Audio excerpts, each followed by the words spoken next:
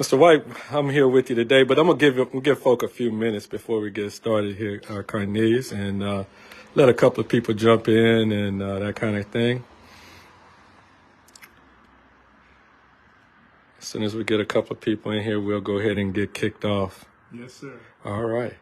Got that American, got that flag sitting over there. Oh yeah. It's all about the veterans. All about the veterans.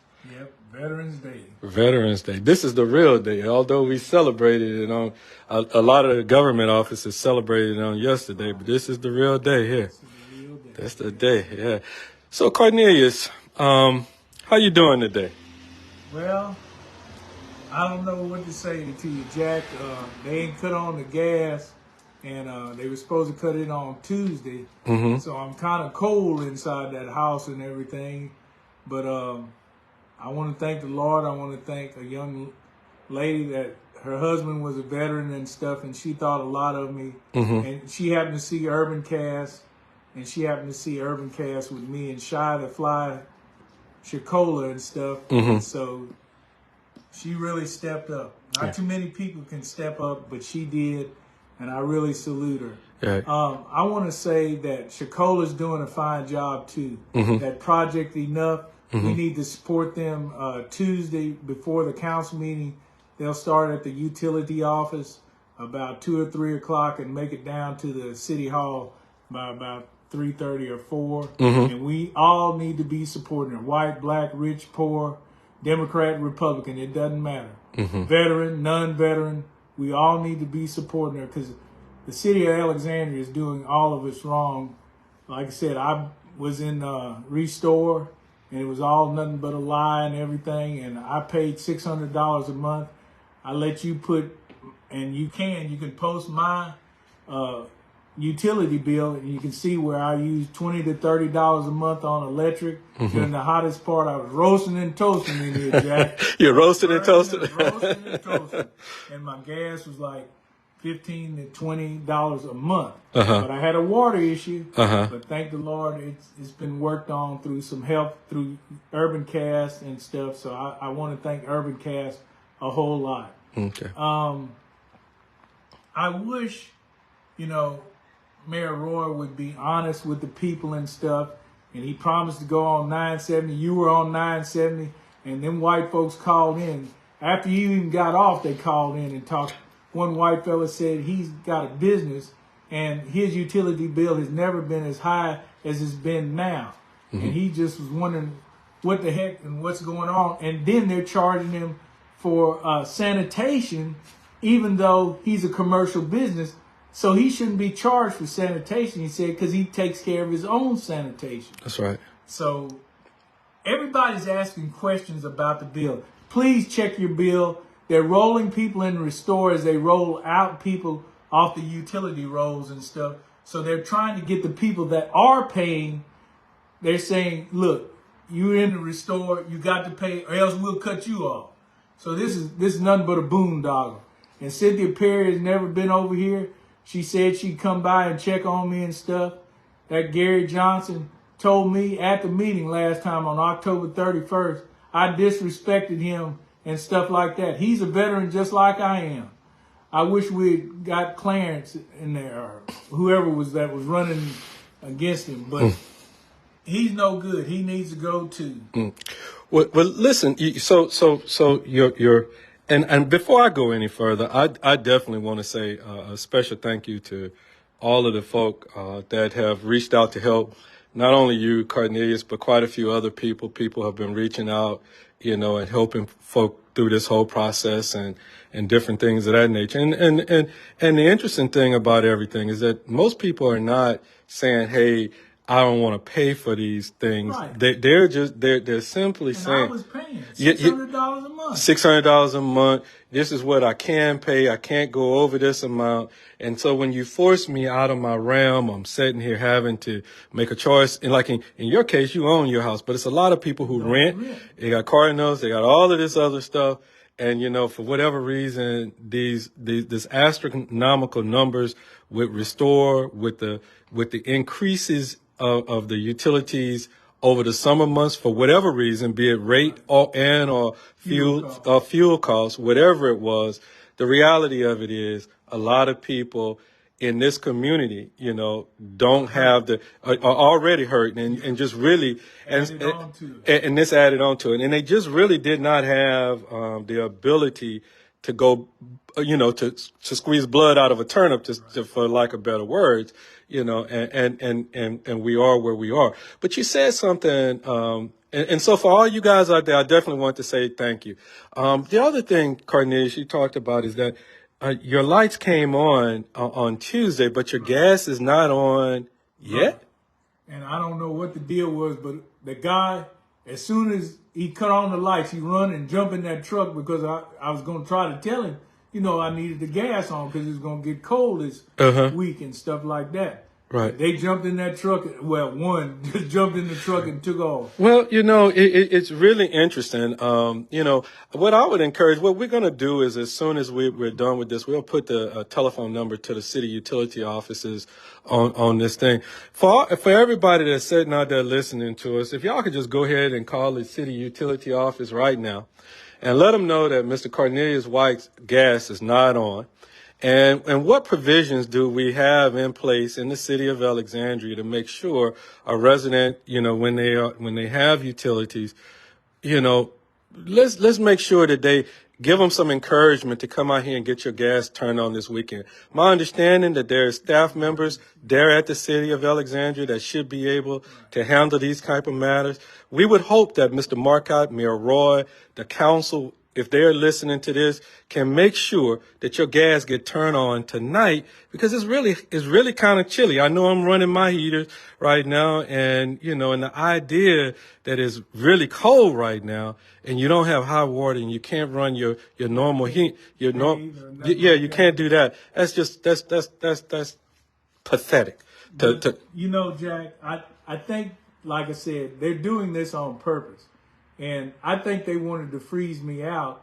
That's why they cut off the gas when they did last Monday. Mm-hmm. And I didn't tamper with that meter. That was a damn lie. You even took a picture of it where the lock was still on there, right, and everything. Mm-hmm. So it was no tampering with the meter. But they know.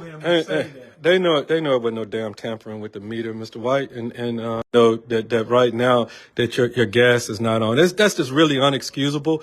And and most people in the utility department should have known that all your utility services are not back on. They should have had a report. Right. And if the guy who came out here to turn it on wasn't the appropriate person to do it, well, hell, he should have when he got back into the office, we need to go make sure that the appropriate person that can come turn that gas utility, because I think you got to be at home, but you home you are at home. So I was at home when he charged it up, and by the time I tried to get out of here, he was gone. He was gone. Yeah. Well, hopefully somebody in the administration, maybe one of the council people or somebody will see this and say, to hell with this, and let's get out here and do the right thing. Maybe it was a mistake. Yeah. It could have been a mistake. It could have been an oversight. But at any rate, retaliation too. Bro. Yeah, it could have been retaliation too, and they're really known for that kind of stuff. But Mr. White, you also wanted to talk about today, man, Veterans Day. You're a veteran and all that kind of stuff. What do you want to say to the veterans that are out there? Okay, I wanted to talk about my dad and Floyd Hamilton also. Mm-hmm. My dad was an Air Force veteran, of course, at England Air Force Base, which is Alexandria International Airport now. Mm-hmm. And that was the worst thing that could have happened to Alexandria, us losing that base. My dad used to tell me a story about the base commander and stuff. He said them white folks went out there, the rich white folks, and told them, you paying them Negroes too much out there, at that base. We can't keep paying that high price. Mm-hmm.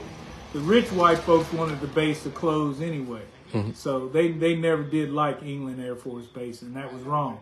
The base offered opportunity for everybody. And it was if that base had stayed open, I think Alexandria would have been a lot better off the way it is now and stuff like that. And we could have probably gotten more businesses and stuff to come to Alexandria because of England Air Force Base and everything. Mm-hmm, mm-hmm.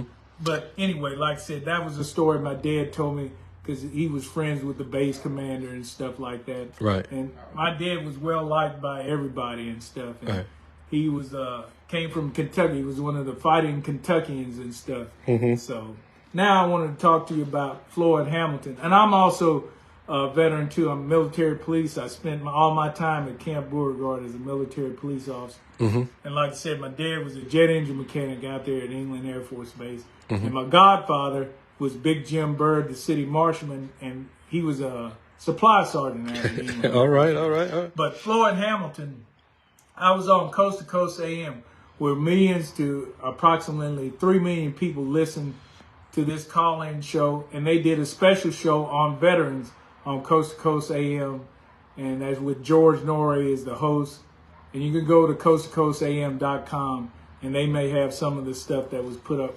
But I talked about Floyd Hamilton because of Dr. Nagy over there has killed 9 or more veterans, or murdered really 9 or more veterans through medical malpractice. If you go to the Louisiana Voice, Tom Aswell, The Elephant in the Room, you'll see an article that Tom Aswell wrote. And there was a black fellow that was a reverend here that had a paper. And he wrote an article about Floyd Hamilton, too, about his father and everything, and how they treated his father over there at the Alexandria VA. And that's the one thing that I've even got a letter from President Obama saying that something had to be done about this. And I'll give you a copy of it and let you take a picture of it so you can see it also. Right. But it's a shame the way Floyd has been treated. Now, some of those other families, maybe they got paid off or maybe they told them not to do anything. But Floyd has stayed with this for years because he wanted his dad to be honored and stuff. And on this Veterans Day, we need to try to back Floyd Hamilton and stuff. Matter of fact, we have a veterans meeting, and everybody that's a veteran is invited. It's at the Martin Luther King Library on Broadway, right next to Peabody, Monday, 5 p.m. to 7 p.m. All veterans are welcome. White, black, rich or poor, Republican, Democrat, it don't matter. We're trying to help veterans, helping veterans and stuff like that. So come Monday, and it's every second Monday of the month. You can come and meet us there. Okay. Mr. Eli is helping us to try to do everything with that. Right. Well, that's good. I appreciate you speaking out for those veterans that are out there. You know, we put our lives on the line. Oh, Me yeah. and you, Jack. Yeah. Raise that right hand and say we swear Some to. of them lost limbs. Some That's of them right. lost their lives. That is so true. freedom is not free. No, it's not. It's not. Sometimes it takes a whole lot. That's a right. lot of sacrifice. It's right. But you know, Cornelius, I want to flip around and you talk about England Air Force Base. Well, you know, and we talk about the city. You know, we from on the consulting side of what we do. You know, one of the things that we've made the observation is, you know, England I-49. And the closure of England Air Force Base was some of the things that really impacted our community, and really is probably the reason why we're dealing with what we have right now. Because during the time when England was open, we were really afforded some less than market rate utilities back in the day, and we had some, and so it's kind of ironic that you said that, because what we did, you know, as a city. You know, we, from a leadership standpoint, saw utilities as an area where we can make up the difference in the revenue coming into the city. Right. Yeah, to keep the city services going. I think another reason too, Jack, that's why we're losing population and stuff. I think at the highest, Alexandria was about 80,000. Right. We're about what, 40, 30? 40 some. So that's what I'm saying. Yeah. Since the base closed. Yeah, we've had an exodus. Yeah, we've had a big exodus, and you know, it impacted our sales tax revenues. Right.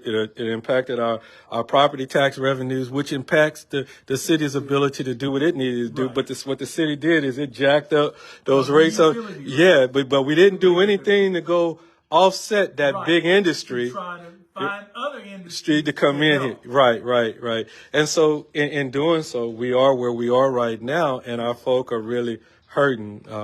Can I tell you one Man, more you can thing? talk. I got a friend of mine.